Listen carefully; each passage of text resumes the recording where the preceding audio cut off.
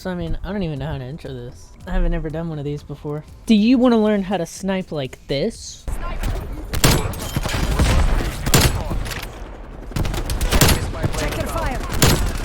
You've come to the right place. I know nobody asked and nobody cares. I only have 600 subscribers. Gotta get that sub count up. Subscribe and like, by the way. I consider myself a decent sniper, and for anybody getting into sniping, this will be the right video for you. I will cover everything as far as loadouts to centering to movement. I will cover everything I know and put it all into a video so that you guys can understand how to snipe better. So first off, going into the loadouts. Loadouts are extremely important because the scope in times for Cold War are the slowest of just about any Call of Duty. So for the LW3, this is my main sniper I use. I use the Tiger Team barrel. I use the Tiger Team spotlight, and this puts a little diamond on top of their head. The Tiger Team barrel makes it to where you do more damage. I put a 7-round mag on. I use the Serpent Wrap. It lowers the ADS time. And I use the Marathon Pad to get some extra sprint to fire time. This is the quickest scope in time you can have with the Tundra. Now, as far as the Pellington goes, I really don't use this much. I use it as my secondary just because the other alternatives are just way worse. It's a decent sniper. It's just I don't like it as much. But again, I use the Tiger Team barrel. I use the Tiger Team spotlight, 7-round mag, Serpent Wrap, and the Marathon Pad. Same thing as LW3, and it does the exact same thing. Makes it the quickest scoping that you can get on the Pellington. The Pellington scopes in quicker than the Tundra, but the Tundra does more damage, so I just go with the Tundra. Now the Swiss K, and in my opinion, the Swiss K, if that's what you want to use, go ahead. I think it's a hit marker machine. So for this, again, Tiger Team barrel, just so good. Tiger Team spotlight mag. I run 8-round mag. I use the Serpent Wrap and the Raider stock. So if this is what you want, then go ahead. Use that by all means. I'm not here to tell you what to do. I'm just here to point you in the right direction. Don't even touch the ZRG.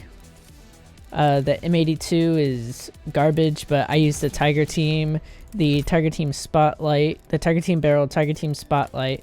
I use the 7-round mag, Serpent Wrap, and the Raider pad. And this will give you the fastest scoping time for the M82, although it really doesn't help. I'm gonna keep it real. M82 just doesn't do enough damage for what the scoping time is. It's the slowest of all the snipers. I haven't even used the ZRG. It's that bad. I'm not sure which one's slower, but I'm not even giving you tips for that one. Okay, so we're just gonna run up bots real quick, and we'll get on to the next point. Okay, so first I'm gonna demonstrate the Tundra. I think it's the middle ground between all the snipers. Starting off with quick scoping. Centering is definitely a hard skill to master. I definitely haven't. I know the concept, you know. But basically what centering is, before you even think about scoping in, you want to have your crosshair on this, like the white dot in the middle of my screen needs to be on this character at any distance. So if he's right around this corner, I want to have that dot right there as he's coming around the corner. And then as I scope in, I don't even have to move because he's already right there. He's right there. Boom. And of course these are bots, so it's easier. But yeah, this goes for any sniper, any gun really, because it eliminates the time it takes for you to aim. Because let's say I'm not doing it, right? And I'm aiming, let's say I'm aiming over here. I'm going to have to look over. I'm going to have to drag over, and that's time that the enemy has to shoot you. And time is everything in this game because the scope and times are just severely garbage.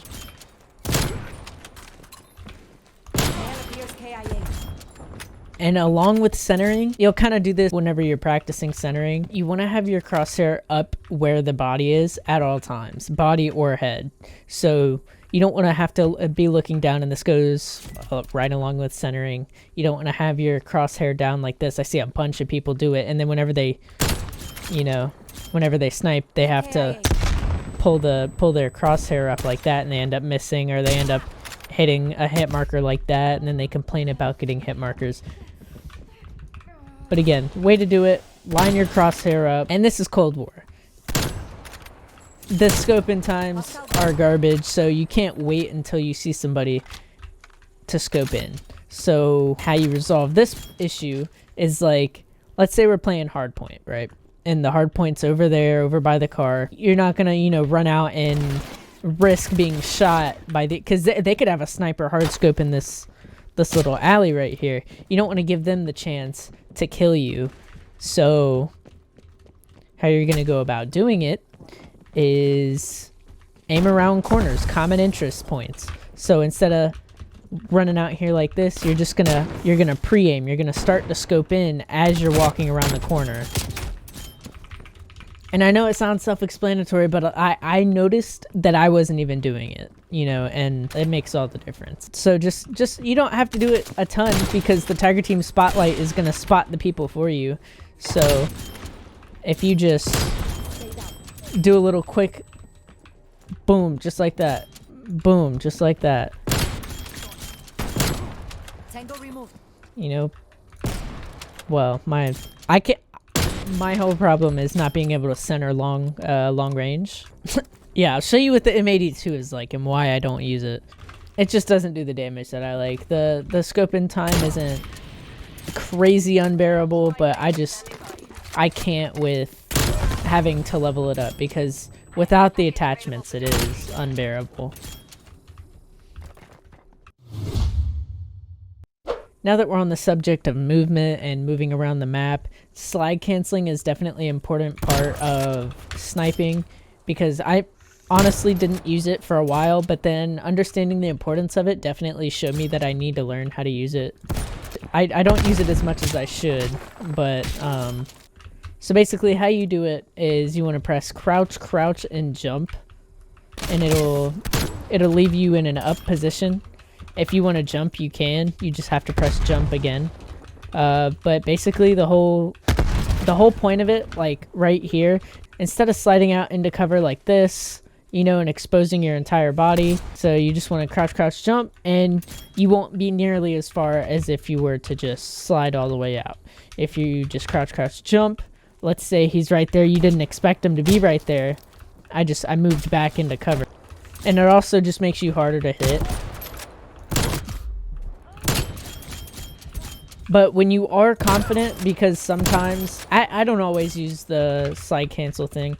Other times what I'll do is, if I'm confident, boom, just like this. It's fully cocky. Is it probably a bad move as opposed to the other way? Yeah, but it makes you hard to hit, and it also makes you unpredictable instead of slide canceling every single time. But yeah, slide canceling is super helpful. This next point is very situational. You might not find yourself in this situation a lot, but it's definitely not an insanely rare occurrence. So we'll take the garage, for instance, on the other side.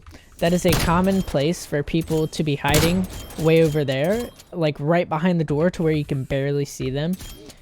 And whenever you're spawning back here and you're running through here, they just pop a whole snipe at you. You know, and they keep doing it, they keep taking advantage of you. And instead of, because you're sniping, right? So you're thinking, oh, if I just pull up like this, well, I might get the shot off first. That's never a good idea. And let's say you do it once, right? Because you don't know he's there. You're looking for people. You don't know where anybody's at. So you just take a little peek and you get sniped like immediately. I would never peek there again for the rest of the game. Like, honest to God, I would never peek there again. Instead of trying to keep out sniping him over and over and over again, that's just gonna lower your KD, to be honest with you. I should have shot there. Oh, how did that not hit? I was trying to be flashy, but yeah, see, that's why I hate the Swiss right there. You saw that hit marker? That was insane. So my next point is drag scoping. Drag scoping is insanely crucial to being a better sniper. Okay, I would say In terms of reliability, I would say quick scoping is better, especially if you're switching sensitivities. Like, if you're switching sensitivities and you're just drag scoping like this, it's gonna take way longer to get used to the sensitivity. But basically, drag scoping is, let's say I'm off, right? And I need to get to her, or I'm off here, and that person's right there, drag. You know, it's like a little drag and then shoot. Drag and then shoot. But it's all quick too, so like within a second. Again, I'm slowing it down for sure for you guys so that you could see like what I'm talking about. But you know, because your aim is never perfect. I mean, some people's, it definitely seems like it, but they've been sniping for years and they just they get it. They get it. If you're watching this video, you obviously need tips, so by the way, if you are enjoying it, subscribe, because I got more videos coming just like this, and I upload Monday and Friday. I got a schedule going. But that's kind of it with drag scoping. I mean, there's not really any tips I can give you. It's just like, as long you have to find the correct sensitivity for you, which if you're on controller, I'm sorry. I suck on controller. I cannot. I used to play, and I used to be really good, but I mean, I played claw. That definitely helped, but that's really the only tip I can give you. But with finding a sensitivity, finding something that is comfortable for you, that is the only thing that matters. Like, you just have to find something that you like using. Sometimes you can force yourself to like it too. So like, if you're thinking, because I was comfortable with my old sensitivity. My old sensitivity was like a third of what I'm using now. And I wanted to be able to 360 and whatnot like that. I wanted to be able to 360 and turn really quick. And so I moved my sensitivity up, and I've played with it for a couple months now, and I think I'm really used to it now. And I love this sensitivity. I am so confident with my shots. I couldn't imagine going back to my old sense. I mean, I was accurate because of how slow it was, but still, I'm glad I made this change. So again, you can force yourself to like it, and what I do, I just crank it up. Whatever you want to get to, go. I don't do the little, oh, move it up every couple of weeks after you get used to it. No. Nah. Move that junk all. If you want to play on max sensitivity, crank that junk all the way up.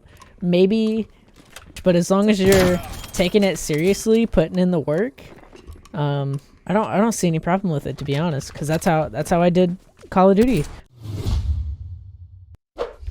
Okay, and now with hard scoping, I hard scope sometimes, like, especially it really just depends, because I'm not one to hard scope the entire game. I hard scope when I need to, and you really have to read the situation to understand when you need to hard scope.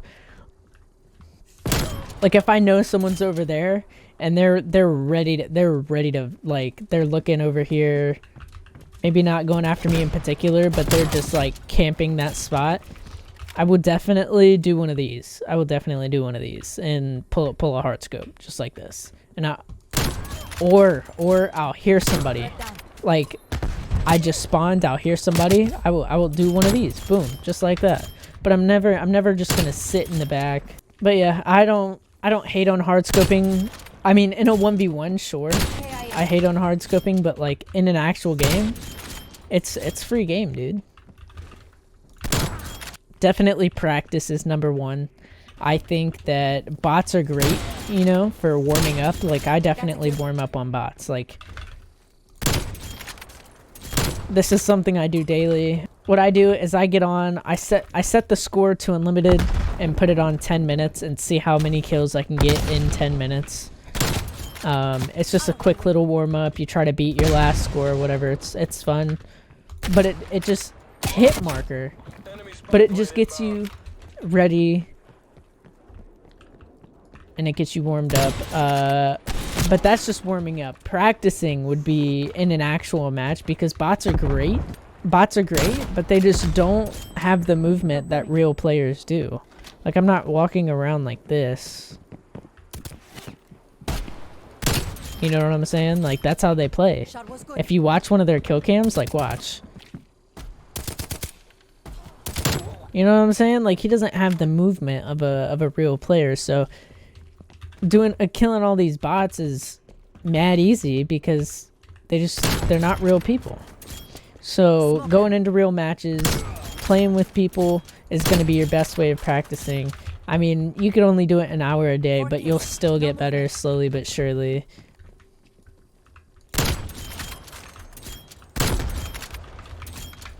Enemy is down. Ooh. Yeah.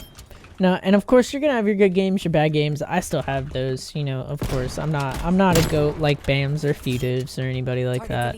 I just hopefully this video does well, because I want people to get better at sniping. I will I will be transferring to Modern Warfare 2. Hopefully the snipers are better there.